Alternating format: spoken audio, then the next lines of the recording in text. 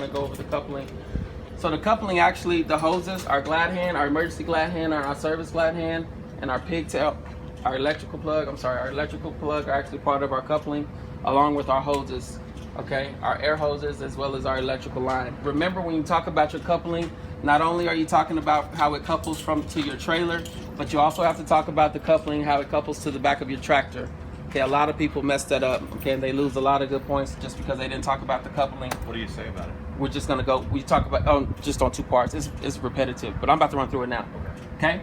So off the top, I'm gonna start off with my emergency glad hand. I'm gonna tell you my emergency glad hand is locked in place, it's free from damage, and there's no air leaks. I'm gonna leave the emergency glad hand and go over to the electrical plug. I'll tell you the electrical plug is locked in place, it's free from damage, and there's no electrical burns or electrical wear. Okay, I'll leave the electrical plug and I'm going over to the service glad hand. I'll tell you the service glad hand again is locked in place, it's free from damage, and there's no air leaks. There's grommets in between the glad hands, my emergency glad hand and my service glad hand, so I would also check that. Since they're rubber, I'll make sure that they're free from abrasions, bulges, and cuts. All right, I'm gonna leave the glad hands and the electrical plug and go to my hoses now. On my hoses, my airline hoses, I want to make sure that they're not chafed, there's no illegal splices, and they're not worn, okay? On my electrical line, I'm checking it to make sure that there's no electrical burns or electrical wear. On my hoses, as well as my line, I want to make sure that it's long enough that my tractor can turn left and right.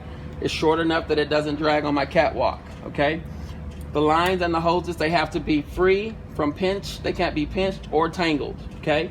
So now that I've left the center of it, I'm going back over and talking about the coupling again, how it couples to the back of my tractor. The back of my tractor, the coupling goes as follows. I've got my electrical plug, it's locked in place, it's free from damage, there's no electrical burns or electrical wear. Below that electrical plug is gonna be, the first coupling is gonna be the emergency coupling, okay, or the nipple, and you're gonna say that it's securely mounted, it's free from damage, and there's no leaks, no air leaks. Below that is the service coupling or service nipple. You're gonna say that it's securely mounted, it's free from damage, and then there's no air leaks. All right, that's how your coupling works. So we talk about the coupling in two spots. One, how it couples to the trailer. The second, how it couples to the tractor.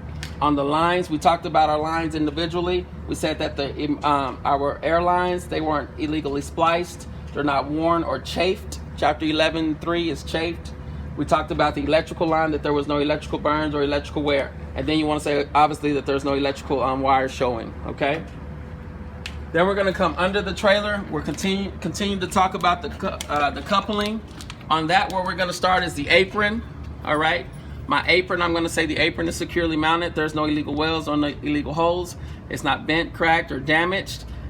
From the apron, I'm going to the fifth wheel. The fifth wheel is here, okay? It's securely mounted. It's not bent, broke, cracked, or damaged. There's no light in between the apron and the fifth wheel, indicating a problem with the coupling. Also, the fifth wheel skid plate is properly greased. From the fifth wheel skid plate, I go straight to the pivot pin and cotter key. I go straight to the pivot pin and the cotter key. I'm gonna say it's locked in place. It's not bent, broken, cracked, or damaged. Then I'm going to my platform. My platform is here. My platform is here. I'm gonna say it's properly mounted and secure. It's not bent, broke, cracked, or damaged. Then I'm going to my sliding pintle, P-I-N-T-L-E. Again, it's locked in place. It's not bent, broke, cracked, or damaged. All the nuts and bolts are present. There's no shiny metal or rust trails that can indicate looseness, all right? I'm gonna leave there and go straight for the locking pins, which are here and here. They're in the engaged position. They're not bent, cracked, or damaged. Again, securely mounted.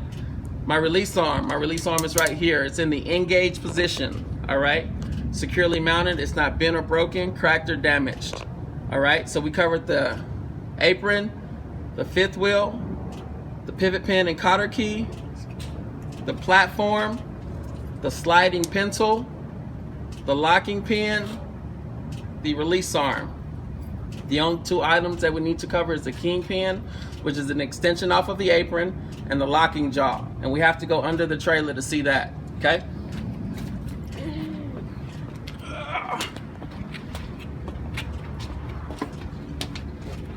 Okay, so that the kingpin is in the back there, okay? It's seated inside the fifth wheel. Again, it's properly mounted and secure. It's not bent or broken, cracked, or damaged. The locking jaw is here. The locking jaw goes around the kingpin to prevent uncoupling. It's locked in place. It's properly mounted and secure. It's not bent, broken, cracked, or damaged. All right? That's your coupling in its entirety. Okay? Now let's talk about our trailer.